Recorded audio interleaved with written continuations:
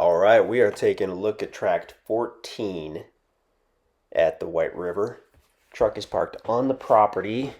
I believe we're toward the south side here, and we're looking. Oh, we're driving now. Okay, so I think we started at about the southeast corner, and we're going northwest on the road there. Property on both sides of the road. This is about a 10-acre tract. And we're going to gain some altitude there. Whoop! You could see the river just a second ago. Very close to the White River. Okay, so where the red truck is parked, if you look to the left, there's another road that goes off, goes southwest. So now it's easy to tell where we are on the property if you look at one of the maps. Now looking southwest off in the distance, you can see the river.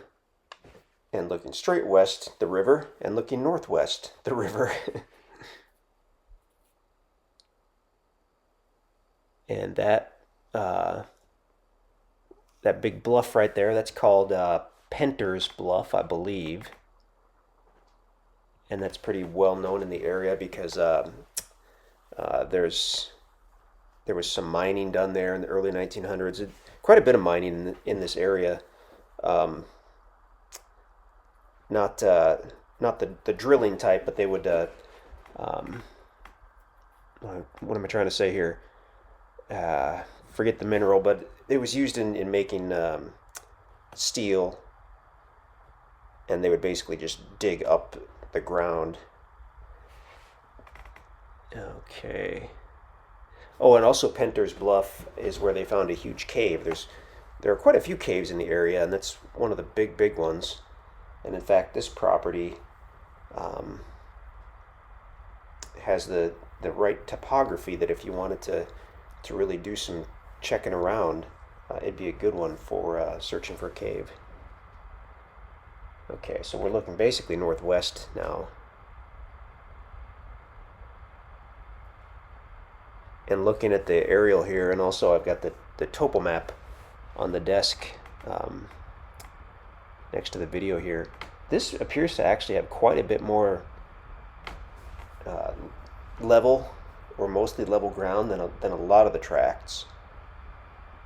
We're in northern Arkansas, so this is still the Ozarks, so southern Missouri, northern Arkansas, considered the Ozarks.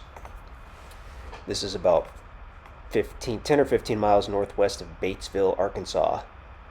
So we're in Independence County by the White River, obviously.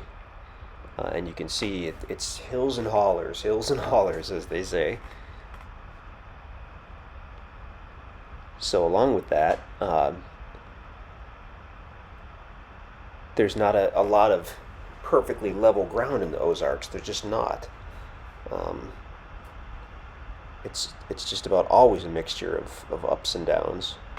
And but as we mentioned, when we look at the topo map on this one, it seems to have a decent amount of a fairly level area. So you're going to have some slope stuff for sure as well, but you're going to have some level stuff. And when we look at when we do the intro video, I should say, where we play around with the interactive map, we'll discuss that some more. And these trail systems, or these road systems, they've been in place probably 100 years or more out here.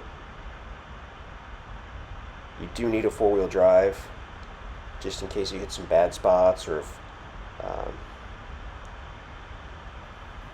if it had been raining at all. It's not that you necessarily could not make it in a two-wheel drive, but for one thing, you don't want to get stuck, and for another thing, it's too easy to tear up these roads with the two-wheel drive, or with the four-wheel drive, it's just not likely. Well, that was a little shorter than some of the ones we've had here, but that was Tract 14. Check out the ground video, check out the intro video where we play around with the interactive map, and if you have any questions, just let us know.